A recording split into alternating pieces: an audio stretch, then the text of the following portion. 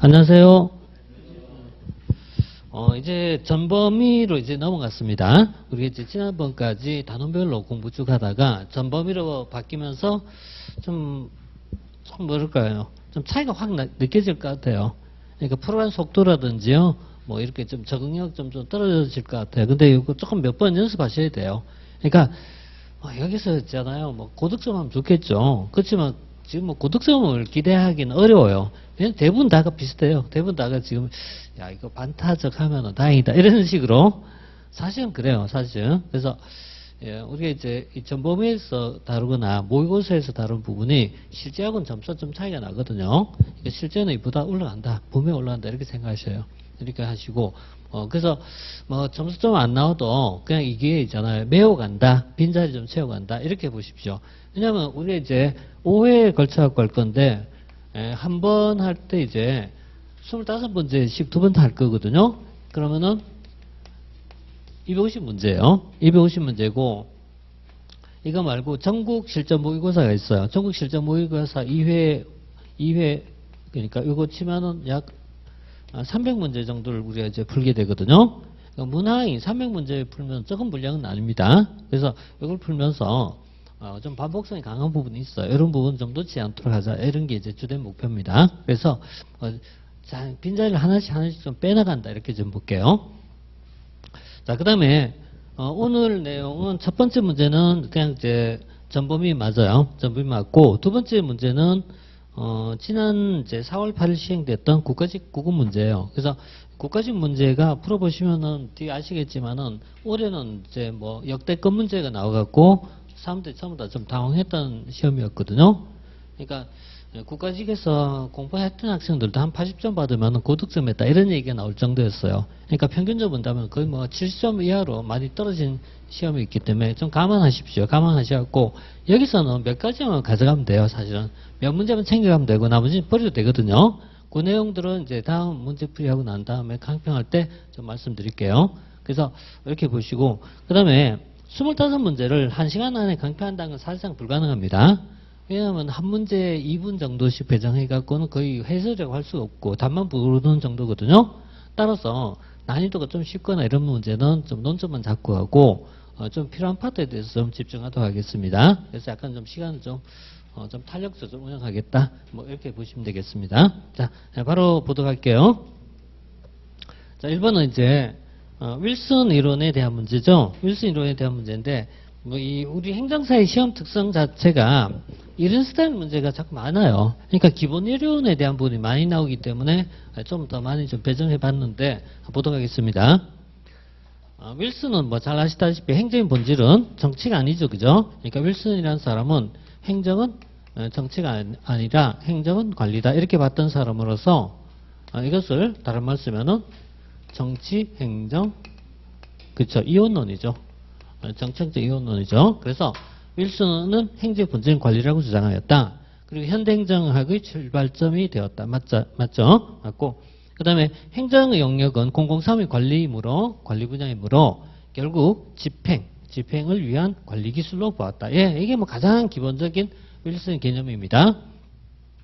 그다음 기계적 능률성을 최고 이념으로 인식하고, 예, 이것도 다 맞는 내용입니다. 예, 그리고 정책행정의 상호보완 관계를 강조하면서 행정 영역을 확대하고 있다. 당연히 틀렸습니다. 당연히 틀렸고 정책행정의 상호보완 관계를 강조했다라는 말은 정치행정? 그렇죠. 이론론이죠. 그리고 행정의 영역 확대 역시 마찬가지입니다. 그래서 이건 우리가 이제 앞에 이렇게 공부했던 겁니다. 행정의 영역을 정책의 결정이고 또 하나는 정책의 이제 집행이라 봤을 때 전통적인 행정은 정치행정 이원론에 따르면은 행정의 본질은 정치가 아니라 집행이다. 그래서 행정의 본질은 집행에 불과하다. 이렇게 본 시각이고, 그다음 정치행정 이론론적 관점에 오니까 이제 행정의 본질은 정책과 집행을 모두 하는 데 있다. 이렇게 본 시각이 이제 정치행정 이론론적 시각이죠. 그래서 오늘날 행정의 영역의 확대라는 것은 언제 얘기한다? 이때 이유를 얘기한 겁니다. 또 이때 이유라는 것은요. 경제공황 이후죠. 그래서 1930년대 경제공황이 발생하고 경제공황이 발생한 이후에 행정의 영역이 어때요? 확대되고 있다. 이렇게 얘기할 수 있겠죠? 자, 이렇게 보시면 되고요. 자, 이거는 여러분 다 아는 내용이지만요. 그래도 한번 이렇게 살짝 봤습니다. 자, 1번 이렇게 보시고요. 그 다음 2번 볼게요. 막스 베버가 제시했던 이념형적인 조직 형태에 대한 관료제의 특성입니다. 관료제 역시 제가 그동안 이제 많이 이제 언급했던 것 중에 하나요. 그래서 우리 관료제 하면은 자, 이렇게 1, 2, 3, 4 이렇게 보셔야 돼요. 그래서 첫 번째 관료제 하면은 계층제적 구조를 바탕으로 하고 있고, 두 번째는 전문화 또는 분업화된 업무를 수행하고 있고, 그 다음 세 번째는 공식성을 추구하고 있고, 공식성을 추구한다는 얘기는 합법성을 또는 문서주의를, 합법성이나 문서주의를 추구하고 있고, 또는 이제 비정의성을 추구하고 있어요. 이건 이제 기본 틀이고요. 그 다음에 권한은 집중되어 있다. 집권적입니다. 집권적 조직 구조를 가지고 있다. 이렇게 해서 1, 2, 3, 4 이렇게 보고요. 그 다음에 또 하나가 영구적 조직이다. 영구적 조직이다. 신분 보장이 되어 있다. 이렇게 보셔요. 그래서 계층제적 구조를 바탕으로 업무가 전문화, 분업화된 업무를 수행하고 있고, 공식화된 규정에 의해서 그리고 직권화된 조직 구조를 가지고 있다. 이게 이제 관료제 기본 특징인데, 자, 지금 이제 보다시피요. 자, 첫 번째 문서주의 그대로 있습니다. 두 번째 합법성입니다. 두 번째 합법성이고요. 세 번째 관료가 모든 직무를 담당함. 이들은 시험 또는 자격증에서 공개적으로 채용된다. 공채입니다. 공개 경쟁에 의해서 채용된다. 이렇게 보고요. 그 다음에 관료는 직무 수행 과정에서 국민의 어려운 사정이나 개별적 여건을 고려하는 자세가 당연히 틀렸죠. 그래서 이런 것을 고려하지 않는다는 거죠. 무시한다. 관료는 개인의 어려운 사정을 고려하지 않는다. 우리 이제 많이 봤던 전형적 문제예요. 여기까지. 자, 그 다음에 3번. 그 다음에 이제 5번은 이상형입니다. 이상형은 실제 관료제와의 차이를 밝기 위해서 이상형을 제안하였다. 독일의 그 당시 상황은 이상형적 관료제가 아니었거든요. 그래서 현실의 상황을 이상형을 과의 비교를 통해서 본 겁니다. 비교를 통해서 보면서 제안하였다. 자, 그래서 자, 여기 이제 4번이었죠. 그 다음 3번 볼게요. 합리 모형입니다. 합리 모형은 이제 기본적으로 정책 결정 모형은 합리 모형이 가장 기본 베이스예요. 그러니까 인간은 완벽한 합리성을 가지고 행동할 것이다 라는 합리 모형이 기본 가정이에요. 그래서 합리 모형의 기본 가정에 따르면 인간은 완전한 합리성을 가지고 총체주의에 의해서 모든 것을 분석한다. 이게 가장 기본적 전제 조건이에요. 그런데 이렇게 인간은 모든 있잖아요. 능력 상계가 없다는 걸 전제로 해서 나왔겠지만 뒤에 가면 여기에 대해서 어때? 비판하는 시각입니다. 그래서 그 뒤에 나온 비판 시각은 결국 본질이 이거거든요. 인간은 완전하지 않다는 얘기예요. 완전하지 않다. 그래서 뒤에 나온 것이 제한적 합리를 강조하고자 하는 만족 모형이라든가 제한적 합리를 강조했던 이 만족 모형이라든가 또는 뭐 기타 여러 가지 모형들이 쭉 나오고 있는데요. 이런 많은 내용들은 전부 다가 여기에 대한 비판을 해보시면 됩니다. 그래서 제한된 합리를 가정했던 이후에 나오는 모형들 이렇게 보시면 돼요. 자, 1번 가정입니다. 2번 함재인간 가정이고요. 인간의 능력 한계가 없다고 본 겁니다. 인간은 능력상 한계 없다. 완전 합리성이란 말은요. 능력의 한계가 없다. 그렇지만 제한된 합리란 말은 능력의 한계가 있다 이런 얘기죠. 그래서 능력상 한계를 인정하고 나왔다. 한계가 있다 이렇게 보죠. 자, 3번이고 그 다음에 문제를 명확히 인식한다. 그 다음에 최선의 대안을 선택할 수 있다. 좋습니다. 이렇게 보고요.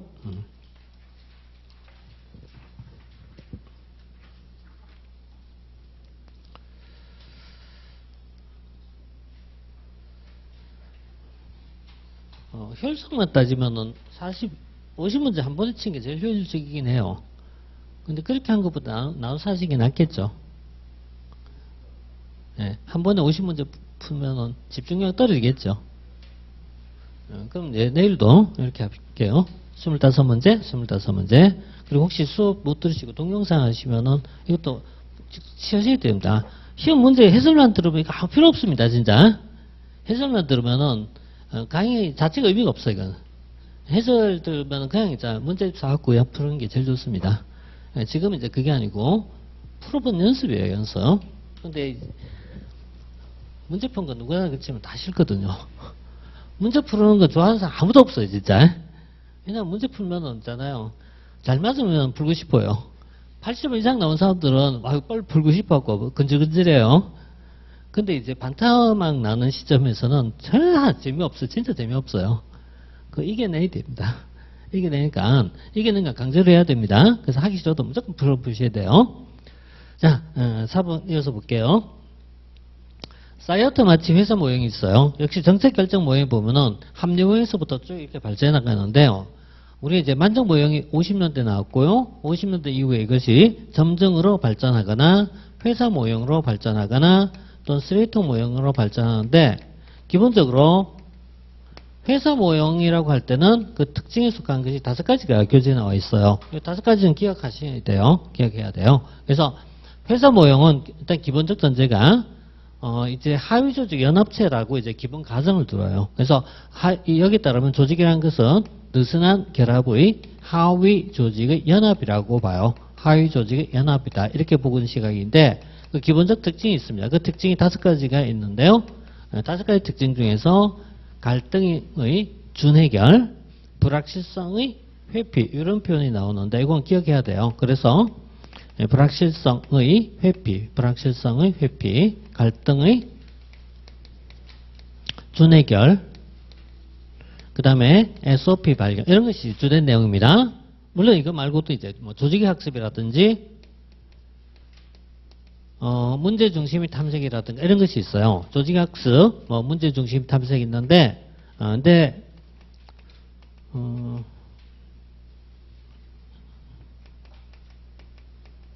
이 중에서 이제 갈등이 준해결이라는 것이 있어요. 이게 왜 이러냐면 조직은 연합체이기 때문에 그래요. 그래서 조직이라는 것은 연합체의 성격을 가지고 있기 때문에 갈등을 완전하기 어렵다 이렇게 얘기해요. 그 다음 불확실성을 회피한다고 하는데 이 과정에서 사용된 게 단기적이란 말을 써요. 단기적으로 완료한다 이런 말을 쓰게 돼요. 여기서 중요한 말이 단기적 개념이에요. 이 회사 모형은요 절대로 어때요? 장기적 목표는 무조건 틀립니다. 그냥 거꾸로 공부하는 게 더 빨라요. 그러니까 회사 모형에서는요 회사 모형을 설명할 때 무조건 있잖아요. 뭐 장기적인 목표를 가지고 있다 이런 식으로 표현하면요 이건 무조건 아웃입니다. 그럼 장기적 목표는 뭘까요? 이렇게 물으면 이거는요 합리모형입니다. 합리모형. 여기가 장기적입니다. 그렇지만은 이쪽은 다 단기적입니다. 그래서 자 1번은 개인적 차원의 의사결정이 집단적 차원에 모두 적용된 것은 아니죠. 이건 비판이에요. 비판인데요. 이 만족 모형은 개인의 주관적 만족이거든요. 이것을 집단적 차원으로 적용시킨 것이 회사 모형인데 얘가 항상 이쪽으로 이어진 건 아니다. 그런 얘기예요. 그 다음에 두 번째 불확실성 회피라고 되어 있잖아요. 그죠? 불확실성을 어때? 회피한다. 회피. 맞아요. 그리고 이건 무조건 틀린 겁니다. 그래서 목표는 단기적이다. 대안이 가져올 결과를 문제 삼지 않는다. 모순된 목표는 숫자적 해결되면 갈등 준해결. 예, 갈등 준해결 그대로 있습니다. 이런 것이 나와 있거든요. 4번 같은 건 빨리빨리 안 들어올 겁니다. 그냥 지나가십시오. 이런 건 지나가시고. 그러니까 우리 이제 키워드에 해당되는 건 정리하세요. 그래서 단기적이다. 자, 3번 틀렸습니다. 자, 그 다음에 5번 개방형입니다. 개방형이 정당한 근거로서 거리가 먼 것은 개방형 임용제도는 임용 기회의 형평성을 높여준다. 공직 전문성과 임무 수행의 효율성을 증진시켜준다. 정치인자를 배제할 수 있다. 정책 리더십을 강화할 수 있다. 성과주의적 관리를 촉진한다. 5번 문제는 짧은 문제에서 쉬운 끝이 보이는데 또 그렇지도 않아요. 풀면 또 있잖아요. 아 이게 뭐지? 뭐 형평이란 말은 시도 때도 없이 나오는데 도대체 이게 뭘 얘기하는지 이런 건 이제 나올 때마다 헷갈리는 문제예요. 그러니까 기회 형평성이라는 말씀이 무슨 뜻인지 쓰는 따라서 너무 다양하거든요. 그러니까 이런 거는 사실은 우리 시험 문제 풀 때도 어때요? 아, 잘 모르겠어. 그럼 이렇게 나와야 돼요, 이게. 왜 그냥 따지면은 너무 시간이 걸릴 뿐만 아니라 끝에 답이 나오지도 않아, 이게. 그래서 자, 그럼 개방형이라는 것은 일단 우리나라를 기준 봐요. 우리나라는 기본적 시스템이 뭐냐 물으면 폐쇄형이 기본 시스템이에요. 폐쇄형 시스템인데 대부분의 공무원들은 폐쇄형 하에서 실적 임용하는 게 원칙입니다. 실적 임용하는 것이 원칙인 거고요. 실적 임용과 좀 다른 형태가 일부 존재한다는 얘기죠. 그게 뭡니까? 물으면 어때요? 역관 임명이나 정실 임명이거든요. 그래서 고위직에 있어서 역관 임명이나 또는 역관이란 말과 정실은요. 대체로 구분 안 해요. 대체 구분 안 하는데 약간 구분할 때. 그러니까 영국과 미국을 비교할 때는 구분하지만은 통상적으로 비슷하다 이렇게 봐요. 비슷하다. 그래서 이건 어때요? 고위직이잖아요. 그러니까 고위직은 현재 이걸 정무직이라고 부르죠. 고위직. 정무직의 경우에는 역관제를 부분적 허용하고 있어요. 부분적 허용하고 있고 그다음 또 하나가 일부 있어요. 그게 뭐죠? 별정직의 일부 허용하고 있어요. 그래서 정무직이나 별정직 일부 허용하고 있고 그다음 또 하나가 있는데 이게 바로 개방형입니다. 그래서 개방형은 약간의 정실임명적 성격을 가지고 있다. 이걸 개방형이라고 부르죠.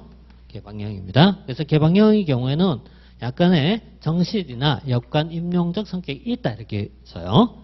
그래서 이 경우에는 배제로 쓰지 않는 겁니다. 그래서 정실 인사를 배제하는 것이 아니라 정실 인사를 어느 정도 허용한다 이렇게 쓴 거예요. 뭐가? 개방형이. 그래서 개방형은 조직 내에서 아주 일부를 어때요? 오픈시킨 형태입니다. 그래서 정실 인사를 허용한다 이렇게 봐요. 이렇게 이제 보고요. 그래서 정실하고 반대적 개념 이렇게 얘기하면은 실적 임명 이렇게 하십시오. 그냥. 이게 이제 딱 구분할 때 이 두 가지예요. 인사는 어떤 임명이 있다? 역관 임명 또는 정실 임명이 있다면 이와 대비된 개념은 무엇이다? 실적 임명입니다. 이렇게 두 가지예요. 그래서 뭐 말하자면 이런 얘기예요. 시험 쳐서 들어올래? 정치적으로 들어올래? 이런 얘기예요. 이게 공직의 가장 기본 시스템이에요. 그래서 정책 임명, 실적 임명 이렇게 들어가요. 이렇게 들어가고 자 그런 각도로 풀어가십시오. 그런 각도로 풀지 나머지 내용들은 분석하려고 하면 너무 힘들어요, 이게. 그래서 일단 이렇게 3번입니다. 자, 3번. 자, 그 다음에 6번 볼게요. 6번은 샤이니에 얘기했던 복잡한 인간입니다. 아마 이 문제도 빨리 파악이 잘 안 되셨을 것 같아요.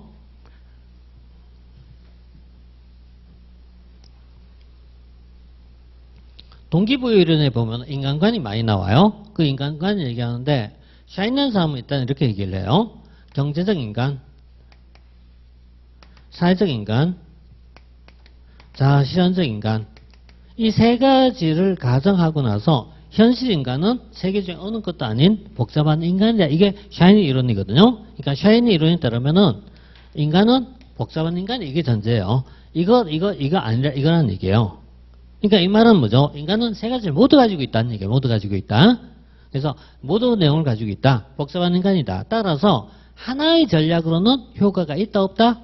없다 이런 얘기예요. 그래서 얘는 상황적 전략이 따라서 상황적 전략이 필요하다. 이게 샤이니론의 결론이에요. 이게 샤이니론은. 그러니까 샤이니론에는 인간은 복잡한 존재이다. 그런 뭐가 필요하다? 상황적 전략이 필요하다. 이렇게 보는 것입니다. 그러면은 자 1번 같은 질문은 어때요? 인간은 복잡한 존재. 당연히 맞죠. 2번 조직관리는 구성원에 대한 지시와 통제보다는 개인과 조직 목표를 통합시킬 수 있는 전략을 우선적으로 취해야 된다. 2번 같은 문장이 있잖아요. 처음 접하면 어때요? 좋은 얘기네 이런 느낌 들어요. 그러면 틀린 거죠. 예. 이게 무슨 얘기냐면요. 자, 일단 메슬로우하고 잠깐 비교해 볼게요. 메슬로우에 따르면요. 메슬로우는 이렇게 얘기하죠. 생, 안, 사, 존. 자, 5가지 얘기하잖아요. 메슬로우에 따르면은 얘보다 얘가 좋고 얘보다 얘가 좋고 얘보다 얘가 좋고 이렇게 가는 것이 메슬로우 이론이에요. 그러니까 메슬로우에 따르면 인간은 저차원의 욕구에서 고차원의 욕구로 이렇게 단계별로 올라간다. 이게 메슬로우의 결론이에요. 그럼 당연히 메슬로우에 따르면 어때요? 뒤쪽이 좋다 이것입니다. 결론이. 근데 샤이는 그 얘기 아니거든요. 그 얘기 아니고 어때요? 얘와 얘 중에 자신이 제일 좋다? 아니에요. 그거 아니에요. 얘가 좋을 수도 있지만 얘가 때로는 좋을 수도 있다는 얘기예요. 왜? 상황에 따라 다르니까. 그래서 A보다 B가 좋다라는 것이 아니란 얘기예요. 이게. A보다 B가 아니라 A보다 B가 아니라 A가 좋을 수도 있고 B가 좋을 수도 있다. 이렇게 보는 것이 상황 이론입니다. 그러니까 상황 이론은 어느 하나가 좋다라는 것이 절대 아니란 얘기예요. 복잡한 이론이죠. 복잡한 이론. 그래서 복잡성 이론입니다, 이게. 근데 현실 인간은 사실 복잡하니까요. 복잡하니까. 그래서 이게 이제 샤인 이론이고요. 따라서 2번은 이렇게 쓰면은 아니라는 게 아니다. 이게 좀 어려운 내용입니다. 자, 그 다음에 3번은 다르기 때문에 융통성 있는 관리 전략이 필요하다. 이런 건 당연히 맞겠죠. 이런 거는. 그래서 그 다음에 4번 개인적 차이를 존중하고 개인적 차이를 인정하자는 얘기예요. 개인적 차이가 있다는 얘기죠. 존중하자. 이렇게 보는 시각입니다. 또 인간은 조직 생활을 통해서 또 새로운 욕구를 계속 터득해 간다. 뭐 이렇게 보는 경우도 있어요. 근데 어쨌든 샤이니 이론에서는 메슬로우와 이런 차이점을 우리가 이제 구분 못하면 이건 맞추기 어려운 내용입니다. 그래서 좀 어려운 내용입니다. 조금 더 어려운 내용입니다.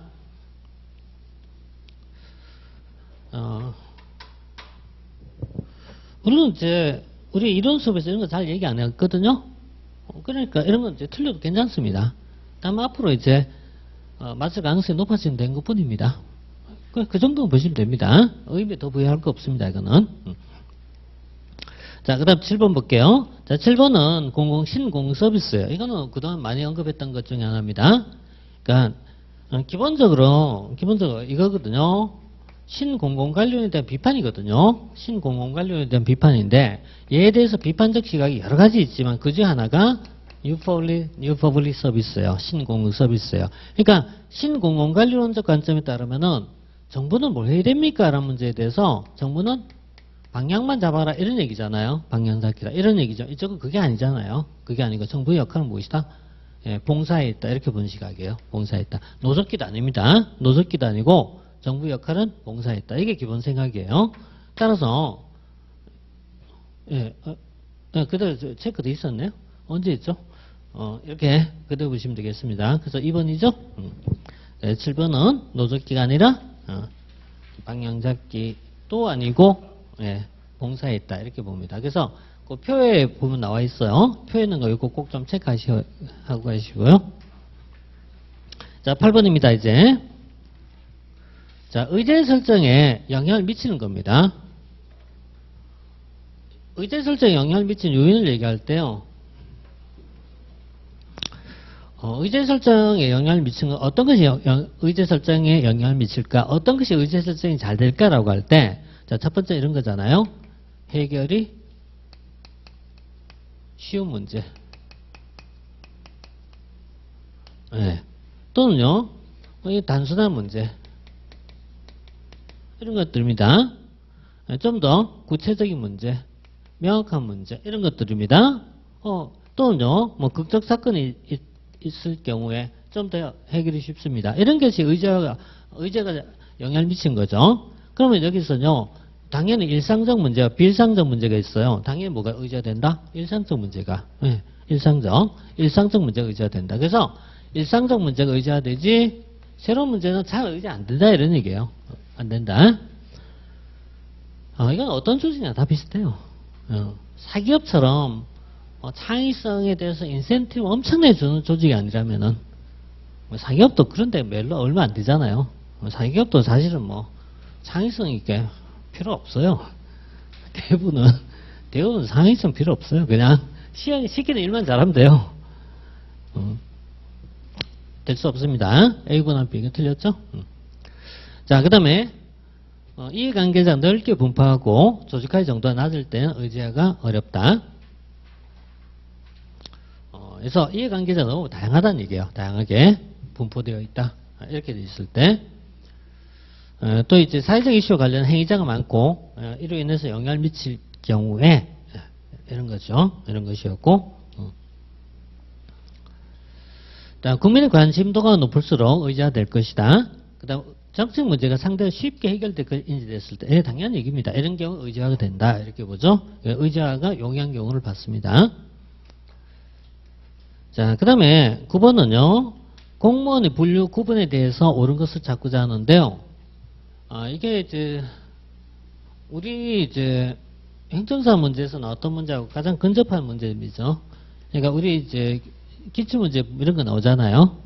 쭉 나오면서 자, 먼저 공무원은 경력직과 특수경력직으로 구분되고 이게 머릿속에 그림이 그려져야 돼요. 경력직은 다시 그죠? 일반직과 특정직으로, 특수경력직은 그죠? 정모직과 별정직으로 이렇게 먼저 그림이 그려져야 돼요. 이렇게 그려야 되는데 그러면은 일반직은 경력직과 특수 당연히 틀렸으니까 1번 볼 것 없이 틀린 거잖아요. 그 다음에 특정직에 속한 것이요. 판사, 검사, 예, 소방직, 군무원, 경찰 이런 교육공무 이런 형태죠. 이런 형태죠. 이런 형태죠. 그래서 소방차는 특정직입니다. 그 다음에 행정부 국가공무원 중에는 일반직 공무원 수가 가장 많다. 이건 숫자만 따지면 아니에요. 숫자만 따지면 특정직이 훨씬 많습니다. 특정이 훨씬 많습니다. 자, 국가공무원은 일반직 17만 명입니다. 특정직은요, 경찰, 그죠? 경찰 13만 명이죠. 교육공무원 35만 명이죠. 소방공무원 6만 명이죠. 그러니까 뭐 엄청납니다. 엄청나게 많습니다. 전부 특정직입니다. 자, 그래서 이건 이제 당연히 틀렸고, 이게 틀렸죠, 그죠? 틀렸고. 자, 그 다음에 4번은 국정원은 특수경력직이 아니라, 여기 표시 안 됐지만 국정원 여기 있어요. 특정직입니다. 특정직이고요.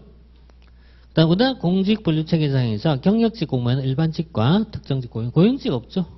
그죠? 옛날에 있었죠. 있었고, 있었어도 고용직이 요 밑에 있었어요. 요 밑에. 그래서 정별계고 이렇게 있었는데 요 밑에 있었는 거예요. 어쨌든 뭐 자 9번은 뭐 그렇게 어려운 건 아닙니다. 그거는. 자, 그 다음 10번은 신분보장에 대한 문제인데 옳은 것을 찾고자 합니다. 자, 첫 번째 면직 처분에 대해서는 소청심사 청구할 수 있으나 승진 탈락에 대해서는 청구할 수 없다. 예. 면직 처분에 대해서는 소청심사를 청구할 수 있지만 승진에 대해서 탈락에 대해서는 청구할 수 없다. 예. 승진이라는 건 말하자면요. 인사권자의 지량행위입니다. 지량행위입니다. 그러니까 누구를 승진하고 누구는 안 했다. 이건 지량행위입니다.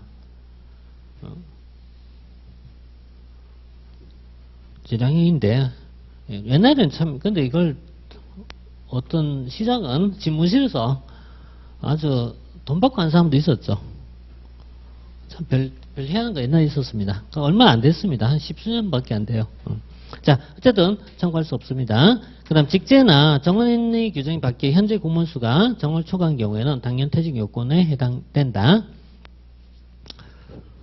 직권 면직의 사유가 있습니다. 직권 면직의 사유가 있고요. 당연퇴직하고는 다르죠.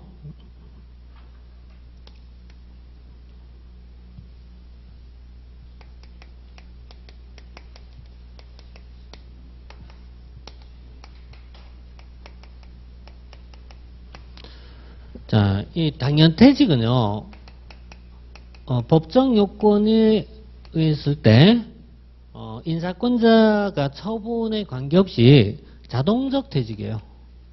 자동적으로 퇴직하는 것을 얘기하고요. 직권 역시 법정 요건에 있어야 되지만, 이 경우에는 인사권자가 행하는입니다. 인사권자의가 면직 처분합니다. 그래서 인사권자의 처분행위입니다. 이제 두 개는 좀 달라요. 그러니까 자동 퇴직하는 제도가 당연퇴직이에요. 당연퇴직. 그래서 이건 좀 약간 좀 구분해요. 구분해서 봅니다. 그래서 자 2번 같은 경우에는 당연퇴직이 아니라 직권면직이죠. 공고사직은 의원면직의 형식을 취하더라도 강제퇴직을 볼 수는 없다.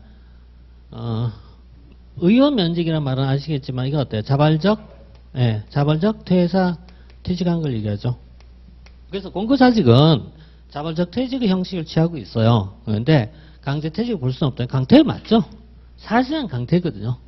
사실은 강퇴입니다.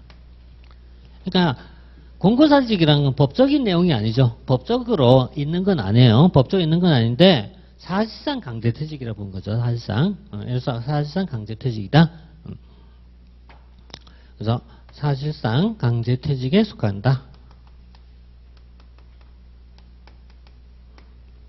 다음에 직계제를 받게 되면은 직무를 담당하지 못하게 되어 공무원 신분을 유지할 수 없다. 직계제는 보직에서 직무 수행하지 않을 뿐이지 직무 수행이 이루어지지 않을 뿐이지 신분은 보유하고 있는 거죠. 신분 보유하고 있는 거죠. 그래서 유지할 수 없다. 유지할 수 있다. 다음 강행은 승진과 반대로 현직급보다 낮은 계급을 임명한 것으로서 징계된 게 틀렸습니다. 그래서 이것은 강임하고 강등을 구분하는 내용이죠. 그래서 강등이 징계에 해당해요. 강등 징계. 이거는 징계가 아닙니다. 징계가 아닙니다. 단지 낮은 자리에 보직을 가질 뿐입니다. 그래서 한 단계 낮은 직급의 보직을 가질 뿐이지 징계는 아닙니다. 그래서 이거 이제 구분할 문제죠. 따라서 징계에 해당되는 게 틀렸죠. 자, 10번, 1번. 자, 10번, 1번.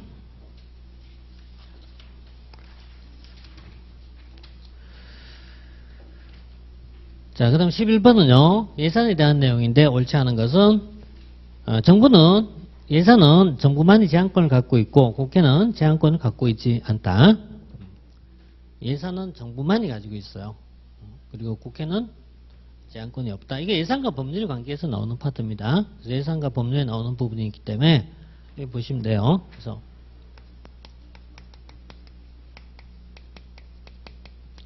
제한을 할 때는, 정부, 이때는 어때요? 이렇게 만자라고 쓴 거예요. 만, 그죠? 정부만. 법률은 정부도 있고, 의원도 있고, 이렇게 이제 들어가죠. 자, 그 다음 두 번째. 예산을 심의할 때 국회는 정부가 제출한 예산의 범위 내에서 삭감할 수 있지만, 정부의 동의 없이 진행할 수 없다. 예, 이게 전형적 표현이 이것도. 그러니까, 이번 같은 지문이, 맞다 틀렸다 헷갈린다면은 이거는 형광펜 꺼가면서 읽어야 돼요. 읽어야 돼요. 이거는 이런 건 읽어야 돼요. 이거는 이게 전형적 지문이거든요. 전형적으로 맞는 지문입니다. 이런 거 이제 잘 보셔야 돼요. 그다음에 3번 예산은 국가기관만을 구성한다. 효력을 얘기할 때 예산은요. 효력의 대상은 어떻게? 국가기관만이고요. 이건 국민도 이렇게 들어가겠죠. 그죠? 그래서 얘는 국가기관만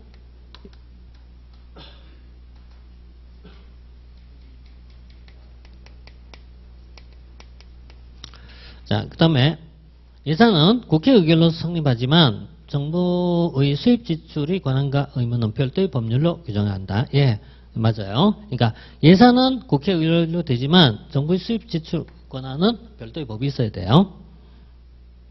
그 다음 국회에서 의결된 예산에 대해서 대통령이 거부권 행사할 수 있다. 예, 법률은 대통령의 거부권 행사라는 것이 있지만 이건 거부권의 개념이 있을 수가 없습니다. 그래서 예산은 거부권 개념이 없다. 이렇게 봅니다. 그래서 5번 틀렸죠? 5번. 자, 다음 12번. 주민소환제입니다. 주민소환인데요.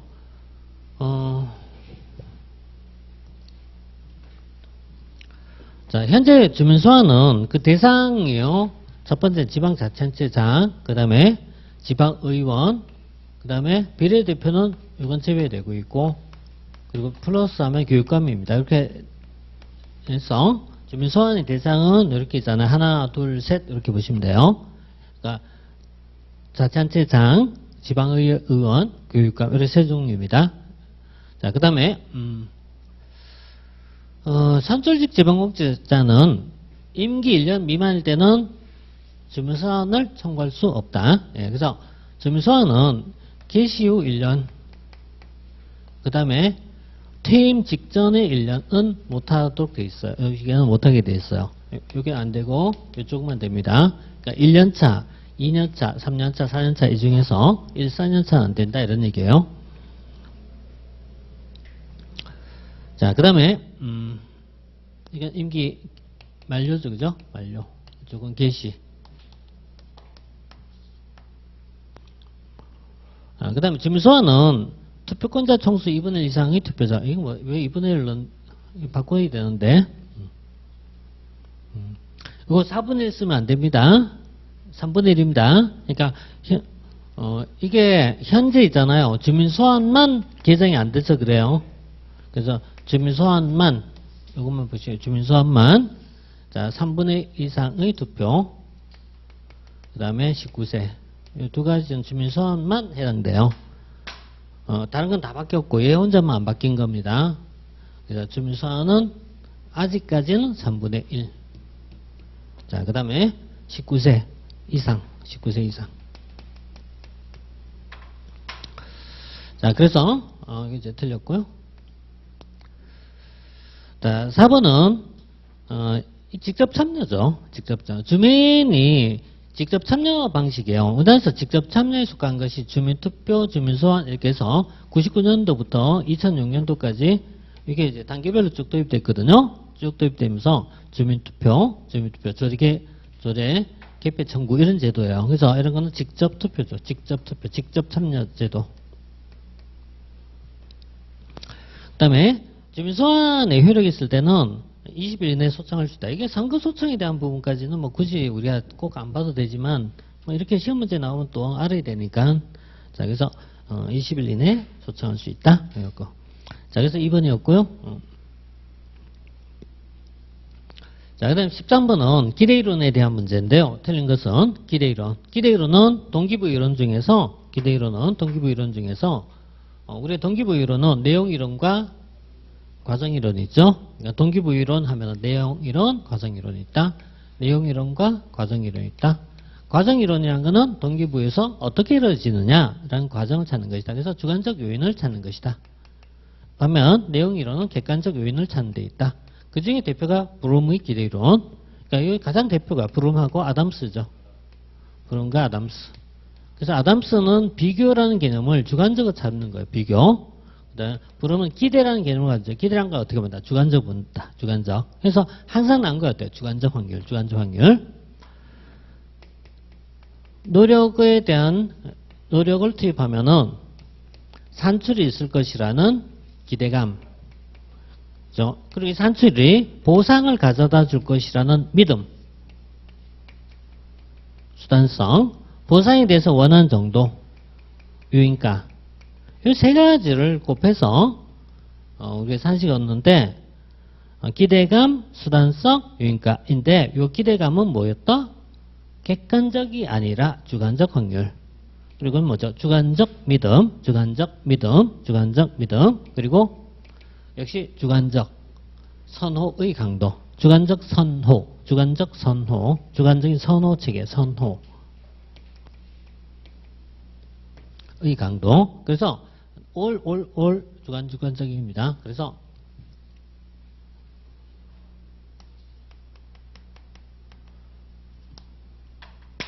기대 이론 하면은 딱 주관적이에요. 올 주관적입니다. 주관적.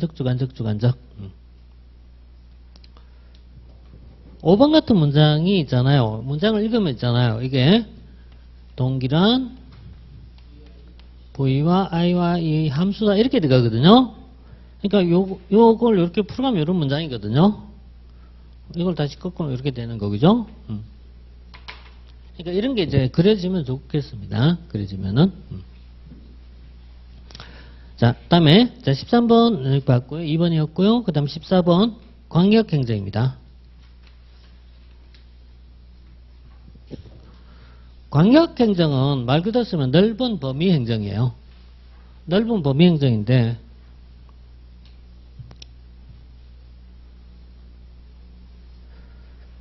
광역행정의 방식이 여러 가지 있어요. 그 중에서 뭐 제일 많이 나올 수 있는 게 연합, 뭐 합병 이런 것도 있지만 뭐 역시 최근에 가장 큰 거는 특별자치단체입니다. 그래서 연합 방식인 특별자치단체죠.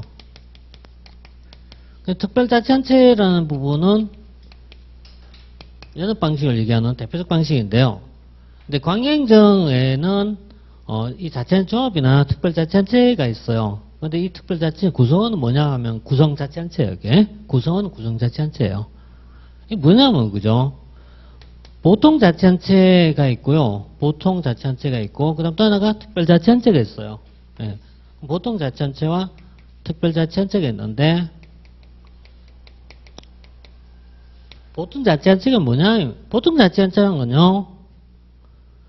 특별시, 광역시, 도, 시, 군, 구 이런 걸 보통자치단체라고 본단 말이죠.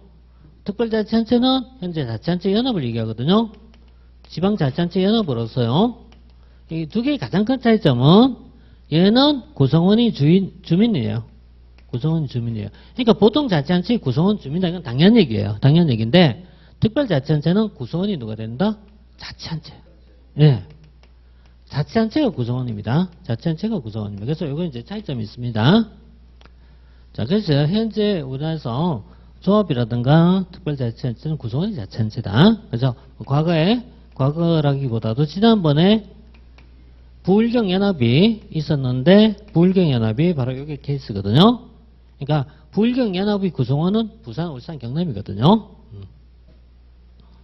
그래서 이거는 주민이 아니라 관련 자치단체이다.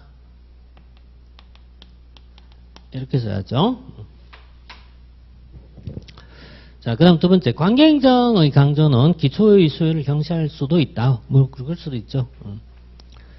그 다음에, 행정협의회는 강제력이 결여되어 있기 때문에, 의견 불일치가 있을 때는 해결이 어렵다. 이렇게 봐요. 이렇게 보고. 그 다음에, 교통통신이 발달 등 생활권 확대는, 관계행정이 필요하다. 맞아요. 왜 나머지 문제 없습니다. 자, 다음 15번은요. 예산제도에 대해서 올바르지 않은 것이라고 되어 있는데, 자, 첫 번째, 예비비란 정부가 예측하지 못한 예산 외의 지출 또는 추가 지출 충당하기 위해서 운영하는 예산제도이다. 예비비. 이건 이제, 거의 뭐, 20, 30번 나왔던 지문이에요, 이런 거는. 예. 그 다음에, 명시율은 예측되는 때 이용한 것으로서, 이월된 이후에는 반드시 국회 의결을 얻어야 된다. 예정하고 한을 넘길 것이 예측하고 의결을 받는 것입니다. 그러니까 명시효를 굳이 의결을 받을 필요는 없어요, 사실. 그럼 이제 이월된 이후에 이월 빼고 이후에 의결을 받아야 되는 게 있긴 있어요. 이게 뭘까요? 예비비. 예비비는 사용한 이후에 사후 승인을 받아야 돼요. 사후 승인을 받아야 돼요. 예비비는 사후 승인을 받아야 돼요. 물론 다음 연도에 차년도가 돼요. 차년도 국회에서 승인을 얻어야 돼요. 예비비는. 그러니까 예비비는 그래서 승인이 두 개가 있어요. 첫 번째는 예비비는 사전에 총회 걸어서 의결을 받아요. 총회 걸어서 사전 의결을 받아요. 이거는 사용하고 난 뒤에는 사후 승인을 받아야 돼. 그래서 두 가지 승인을 받아요. 그거는 예비비 특성입니다. 그래서 특성이고요. 지금은 2월이거든요. 2월은 반드시 의결을 얻어야 된다. 이건 필요 없습니다. 의결을 얻을 필요는 없다. 자, 그 다음에 3번은 계속비 개념 정의예요. 그리고 4번도 국고 채무부담행위에 대한 문제였고요. 그 다음에 정부는 성의지 예산을 작성해야 된다. 이것도 맞고요. 자, 2번이었죠? 자, 16번은 직권화, 분권화의 요인에 대한 문제예요. 직권, 분권에 대한 요인에 대한 문제인데, 우리 이제 직권, 분권의 요인에 대한 부분은 직권화가 필요한 경우가 있고요. 분권화가 필요한 요인이 있어요. 그래서 여기에 대한 촉진 요인이 쭉 나와 있는데, 자, 이거 우리가 이론에서 여러 번 했습니다.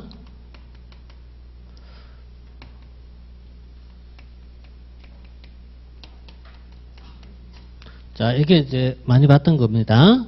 그 다음에 대규모 조직, 오래된 조직,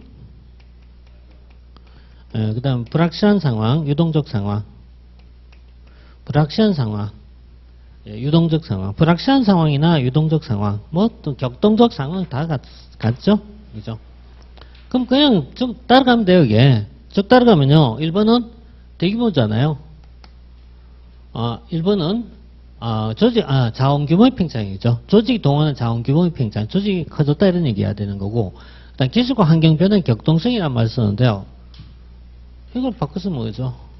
유동적 상황이잖아요. 불확실한 상황. 이게 우리가 유동적이고 불확실한 상황을 얘기한 거죠. 그래서 유동적 불확실한 상황을 얘기하기 때문에요. 2번 같은 경우는 직권이 아니라 분권화 요인입니다. 분권화 요인입니다. 이게 있잖아요. 답을 못 찾으면은 이렇게 계속 루틴이 돼요. 빙글빙글 돌아요. 돌다 보면요. 나중에 보면 아는 것도 막 헷갈리기 시작해갖고요. 이 말도 맞는 것 같고 저 말도 맞는 것 같고 그래 돼요. 그냥 참에 찾아야 됩니다. 이거는. 그래서 상황에 대한 인식입니다.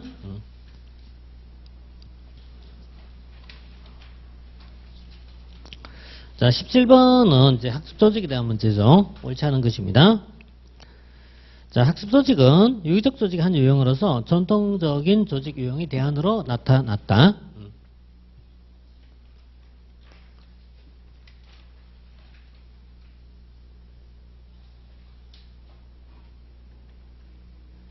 조직이론은 두 가지입니다. 관료제와 탈관료제입니다.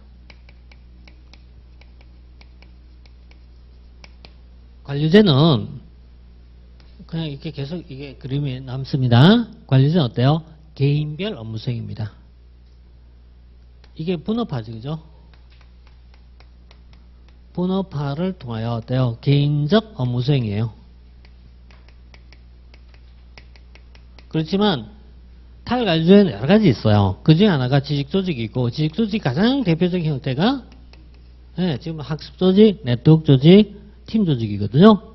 학습조직을 설명하거나 팀조직을 설명하거나 다 비슷해요. 결론이 다 어때요? 조직의 학습이거든요. 조직의 학습이고, 조직의 학습과 조직의 지식이거든요. 그럼 성과에 대한 보상도 어떻게 하자? 조직별 보상입니다. 조직별 보상, 팀별 보상, 조직별 보상입니다. 조직이나 팀 단위의 보상이에요. 팀 단위 보상이에요. 이쪽은 개인별 보상이 되겠죠. 개인별 보상이겠죠. 개인별 보상의 시스템을 갖고 있어요. 그래서 개인별 보상이 아니라 팀별 보상, 집단적 보상, 학습도 집단의 학습, 조직 학습이에요. 항상 이렇게 나오고. 그래서 개인별 이렇게 하면 뭐 그냥 100% 틀린 거예요. 그냥 이런 건 아무 생각 없이 어때요? 틀렸다 이러네. 틀렸다. 그렇지만 개인을 중시한다라고 말씀은 그건 맞는 겁니다. 여기는 개인은 어때요? 중시하지는 않습니다. 개인은 부품이에요. 개인은 부품이고 이쪽 가서 어때요? 개인이 중요성이 높아졌다. 개인이 중요성이 높아졌다는 말과 개인별 보상은 전혀 반대예요. 전혀 반대. 이거 전혀 다른 내용입니다. 그래서 개인이 중요성이 높아졌다. 이렇게 보죠. 자, 일단은 자 그래서 2번이었고요. 그 다음에 자 17번, 그 다음에 18번은요. 계급제와 직위분류제에 대한 설명입니다. 자, 이 계급제, 직위분류제에서요. 이거 뭐 이게 역시 이제 거의 전형적 문제 스타일인데요.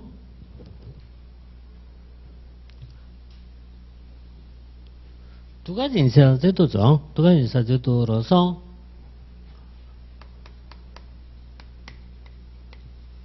두 가지 시스템입니다. 그래서 지역공무원제와 개방형 실적주의 이렇게 들어가겠죠. 그래서 여기 들어가고 그 다음에 계급제와 직위분류제.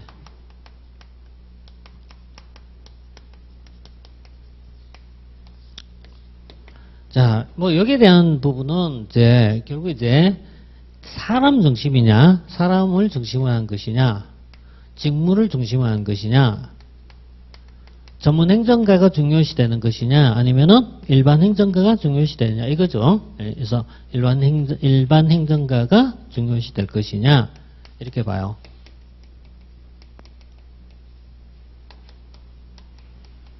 그래서 이 지역공무원제라는 부분은 여러 가지를 품게 돼요. 그래서 지역공무원제 성립 요건 물을 때 보면은 폐쇄형 충원, 일반 행정가주의, 계급제주의 이렇게 들어간단 말이죠.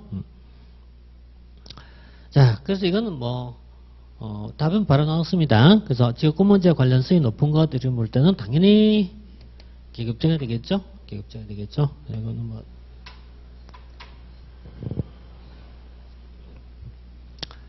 18번 문제는 그냥 전형적 문제예요. 전형적 문제이기 때문에 밑에 있는 나머지 지문도 이거는 읽어갖고 어색함이 없어야 돼요. 그러니까 나머지 지문도 이런 건 이제 다음에 또 보십시오. 아니 어려운 게 아닙니다. 어려운 게 아니고 그냥 지문 통해서 있잖아요. 특성을 그냥 파악하시란 말이에요. 그래서 하나 둘 뭐 이런 나머지 하나 둘 셋 넷 이런 식으로. 자, 그 다음 19번 볼게요. 자, 19번은 자본예산이에요. 자본예산이 뭐냐 하면은 적자예산입니다. 자본예산은 적자예산인데요. 이게 왜 필요하냐 하면 경기 회복을 위해서, 불경기 극복을 위해서, 그래서 불경기 극복을 위해서 어떻게 하자? 적자예산을 편성하자. 적자예산을 편성한다. 이 적자예산이 바로 자본예산이죠. 그래서 자본예산이라는 부분은 불경기 극복을 위해서 적자예산을 편성해보자 이겁니다. 근데 문제는 있잖아요. 적자를 통해서 공채 발행입니다. 공채 발행. 자본예산은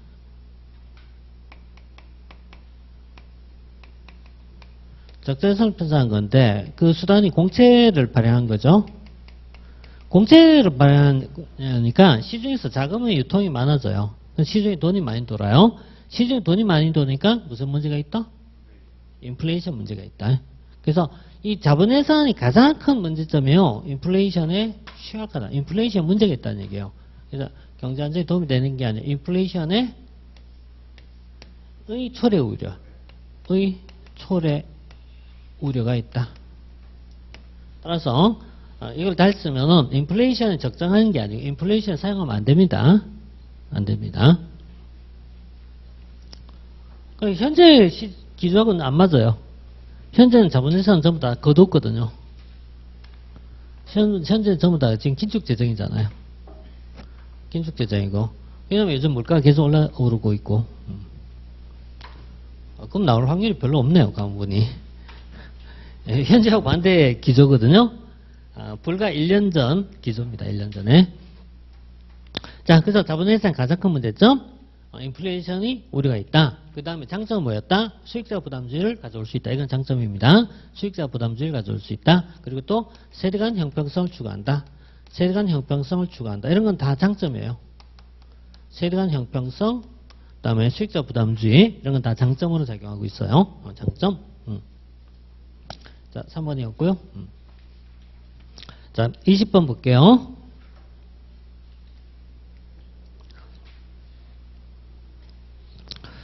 자, 행정통제에 대한 문제인데요.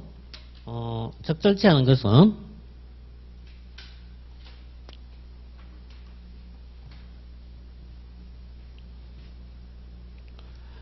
우리 이제 전통적인 통제라는 것은 외부 통제가 주된 수단이었던 상황을 얘기하죠. 그러니까 전통적 통제는 외부 통제가 주된 수단이었고요. 외부 통제의 가장 대표적인 형태는요. 입법, 사법 이런 것입니다. 입법 통제, 사법 통제, 선거 이 세 가지를 보통 전통 통제라고 부를 수 있는데 이런 입법이나 사법에 의한 통제가 올라와서 어때요? 위력이 떨어진다는 얘기예요. 위력이 떨어진다. 왜 떨어지냐라고 하니까 행정의 전문성, 복잡성이죠. 행정의 전문성, 복잡성이 증가함에 따라서 이들의 실효성이 떨어지더라. 그래서 내부 통제를 강화하거나 더 나아가서는 거버넌스로 가야 된다 이렇게 본 거예요. 그래서 내부 통제를 강화하자라고만 쓰면 안 돼. 사실은 내부 통제 강화뿐만 아니라 다양한 통제 방법을 개발할 필요가 있다 이렇게 봅니다. 그래서 다양한 통제를 확대할 필요가 있다고 봐. 이게 바로 거버넌스 개념이에요. 이렇게 이제 가고 있는데 3번은 너무 뻔한 지문이에요. 너무 뻔한 지문. 3번은 너무 뻔한 지문이에요. 그래서 얘는 내부 통제보다 외부 통제 아니라 반대 써야 되겠죠? 그래서 이건 당연히 자, 이거는 중요한 게 아니에요. 중요한 게 아니에요. 나머지 내용들 좀 더 보시고요. 자, 그 다음에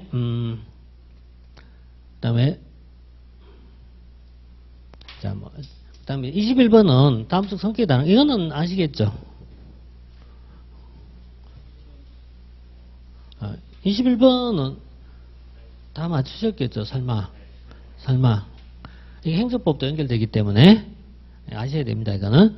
그래서 광역이 있고 기초가 있지만 이게 아닌 행정구역은 다른 내용입니다. 다른 내용입니다. 그래서 여기 속한 것입니다. 근데 이제 제주와 세종은 별도이기 때문에 얘들은 중간에 없다는 거죠. 없고. 그래서 서귀포시와 제주시가 있다. 이건 자치단체가 아닙니다. 나머지 다 자치단체인 거고요. 4번만 자치단체가 아니다. 행정시. 행정시, 서귀포시, 제주시. 자, 다음 22번. 자, 로이의 분류 중에서 분배 정책과 가장 거리가 먼 것은, 이거 이제 우리가 예를 많이 들어요. 분배 정책이란 말은 국가가 국민에게 서비스를 제공하는 것을 통상 분배 정책이라고 부르고, 서비스 또는 있잖아요, 보조금입니다. 서비스나 보조금이에요. 그래서 이제 분배란 개념은 국가가 국민들에게 바로 서비스, 편익 또는 보조금을 지급하는 형태를 분배라고 부른 거죠. 이걸 분배라고 부른 거고, 그 다음에 규제가 있고 재분배가 있잖아요. 여기에 해당된 예를 묻는 거기 때문에요. 뭐 집어넣으면 돼요, 이거는. 그러니까 규제는 그냥 있잖아요. 인허가라는 형식으로 나오면 대부분 다가 99.9% 규제예요. 규제인 거고. 재분배는 몇 가지만 챙겨두면 돼요, 재분배에는. 재분배 정책은, 자, 재분배 정책 가장 대표적인 게, 자, 첫 번째, 누진세. 누진세. 그 다음에, 종합부동산세도, 종부세도 사실은 재분배예요. 종부세적 성격을 가지고 있는 것들. 그 다음에 근로, 장려금. 이거 장려세로 부르는 사람도 있고 장려금에 부르는 사람도 있습니다. 관계없습니다. 이것도 근로 장려금 이것들. 그래서 누진세, 종부세, 근로 장려금. 그 다음에 뭐 최저 생계비 이런 것들. 뭐 기초생활수급 이런 것들 이런 등등 들어갈 수 있어요. 사실 이게 근로 장려금은 국세청에서 하거든요. 지금 이거 하고 있는데. 국세청은 이것 때문에 이제 몹시 앓고 있는 거죠. 본래의 기능보다 이거 한 너무 많은 시간이 뺏겨요. 그래서 어떤 경우는 소득 정산을 확인한 작업 자체가 그렇게 복잡하게 하면 안 된다 얘기한 거예요. 왜냐면 지금 이거 관련된 비용이 너무 많이 들어가기 때문에 실제 파악하는 게 이런 게 참 어려워요. 진짜 어려운 문제예요. 말도 많고 따지고 와서 엎어버리고 그렇습니다. 자, 그럼 당연히 여기 나올 수 있습니다. 임대주택 하나 또 빼고 얘기했네. 임대주택. 물론 정확하게는 공공임대주택이라 써야 정확합니다. 왜냐하면 민간 임대주택도 있기 때문에. 그렇지만은 이게 정확하게는 옆에다가 이렇게 써야 돼요. 공공임대주택이라 써야 돼요. 이래야 정확합니다만은. 자, 그 다음에, 자, 23번. 행태론에 대한 문제예요. 이론적인 부분이기 때문에 조금 이제 또, 다룰 수 있겠네요. 이건 행태주의에 대한 비판입니다.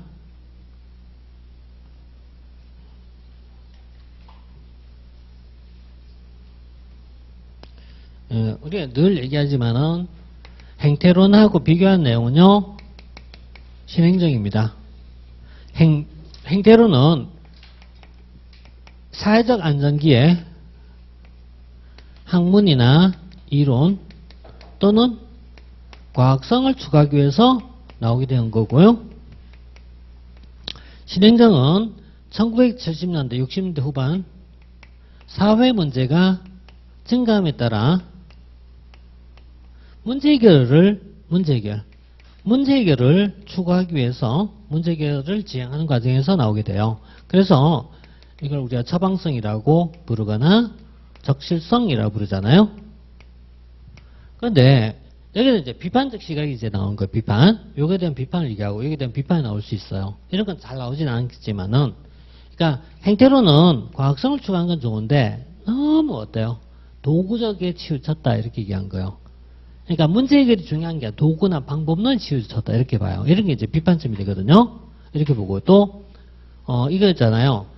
인간은 외면적인 행태가 아니라 저 속에 있는 숨어있는 의도가 있는데 의도는 외면적 행태 뒤에 있는 거잖아. 그러니까 이면이라고 부르는 거예요. 이면.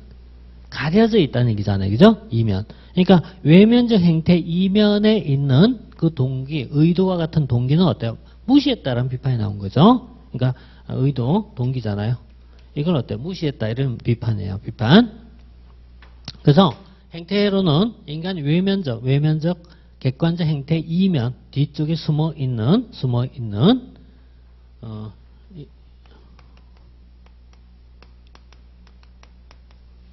진정 의미를 파악하지 못한다 이런 문제예요. 이런 문제고, 이게 이런 것이 바로 현상학입니다. 현상학은 의도를 찾고자 하는 거죠. 의도. 그 다음에 행태주의는 사회 문제의 본질이나 실제 파악을 도구적 연구 방법보다 더 중시된다. 예. 그래서 사회 문제의 본질이나 실제 파악을 도구적인 방법보다 더 중시한다. 이렇게 하면은 이건 이해가 되겠죠. 그죠? 있잖아요. 문제를 파악하고자 하는 겁니다. 문제를 파악. 이건 실행적이 되는 거예요. 실행적. 근데 얘는 어떻게 해요?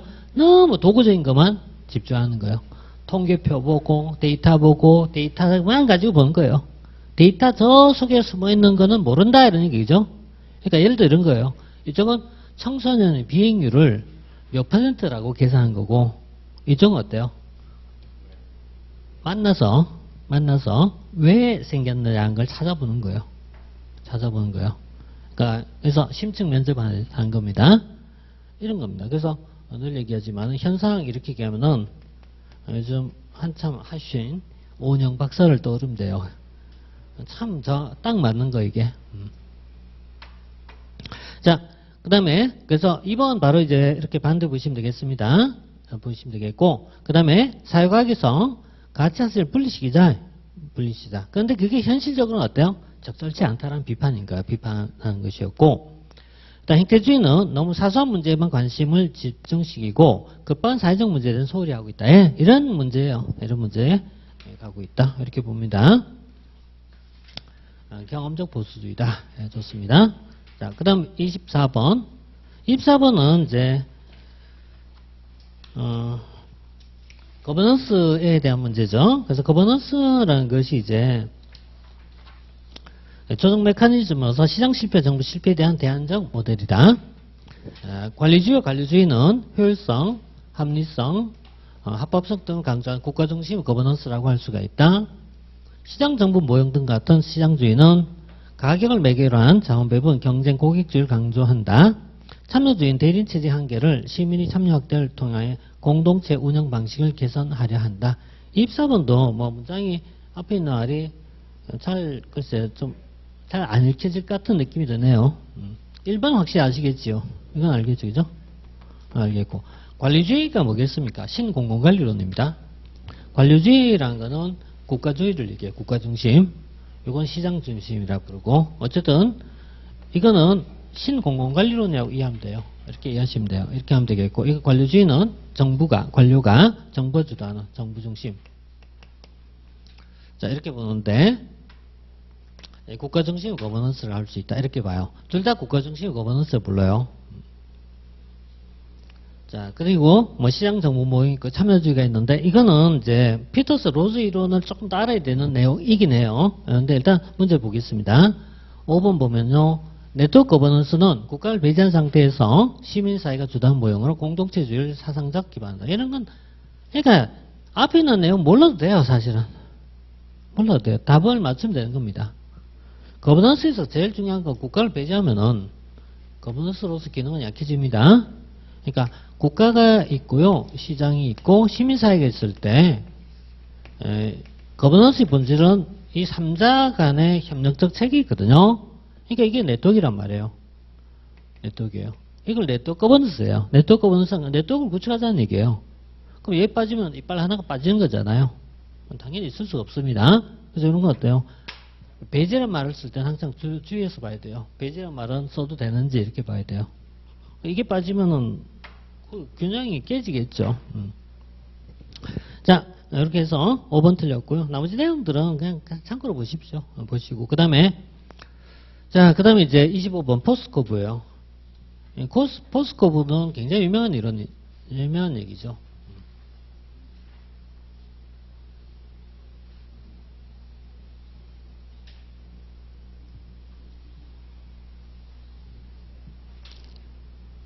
귤릭 이론이죠. 귤릭 이론인데, 귤릭 같은 사람을 원리주의라고 부르고요. 귤릭 원리주의자라고 부르고요. 원리주의자인 귤릭이 있어. 이것을 우리가 행정관리설입니다. 그러니까 지금 얘기한 게 뭐죠? 행정관리설입니다. 이 행정관리설은요, 원리자인 귤릭에 의해서 집대성된 거예요. 집대성 됐는데, 귤릭이 얘기했던 것이 원리에 대한 얘기를 하고, 그 다음 또 하나가 이 포스코브래요. 포스코브란 말이 최고관리자의 기능입니다. 그러니까 최고관리자의 기능을 얘기해요. 그런데 이것을 뒤에서 비판하죠. 그 비판 시각이 두 개가 있죠. 하나는 1950년대 사이먼 같은 행태론자들이 비판해요. 그리고 또 하나는 60년대 이후에 상황에 의해서 비판을 해요. 두 가지 비판이 있어요. 얘가 비판. 근데 사이먼이 비판한 뭘 비판했다? 이걸 비판하기를 경험적 검증을 거치한 속담이라고 비판해요. 경험적 검증을 거치지 않은 속담 이렇게 써요. 있잖아요. 그죠? 4번 있다. 그죠? 그래서 이렇게 비판하는 거예요. 검증되지 않은 속담, 격언, 프로볼브라고 써요. 이렇게 비판해요. 비판을 받았습니다. 관리자의 기능입니다. 네, 맞죠? 다 맞죠, 이게? 다 맞죠? 다 맞는 내용이고. 릭스는 신생 행정체제의 일반적 특징을 설명하기 위해서, 이거는요, 다음에 공부할, 이건 뭐냐면 비교행정입니다, 이거는. 비교행정이나 생태론입니다. 그러니까 생태론이나 비교행정이거든요. 그러니까 5번 지문은 생태론이나 비교행정을 설명한 파트예요. 근데 릭스가 몰라도 돼요. 몰라도 여기서 있잖아요. 신생국 행정 이렇게 얘기하면요, 무조건 이건 안 맞아요. 신생국 이론은 적어도 50년대 요 이후에 나와요. 요때까지는 신생국 뭐고 이런 말 자체가 없어요. 내 거 바쁘지 남의 거 바쁘지 않다는 얘기예요, 이게. 그래서 신생국에 대한 내용은 1950년대 이후에 가서 나와요. 50년대 이후에 갖고 50년대 이후에 갖고 나오기 시작합니다. 그것이 바로 방금 봤던 생태론, 비교행정, 그리고 발전행정 이렇게 이어지는 맥락이거든요. 그래서 포스코버 나오면 뭐 신생국 이런 거 나오면 뭐 볼 것 없이 틀린 겁니다. 릭스는 그냥 양념이에요. 양념이고 릭스는 몰라도 됩니다. 시계에서 흐름만 봐주시면 됩니다. 자, 이렇게 해서 25번 5번이었는데요. 여기까지 좀 보시고 잠깐 조금 쉬었다 할게요. 좀 쉬었다가 한 10분쯤 있다가 문제 20문제 살짝 풀고 나서 바로 들어가겠습니다.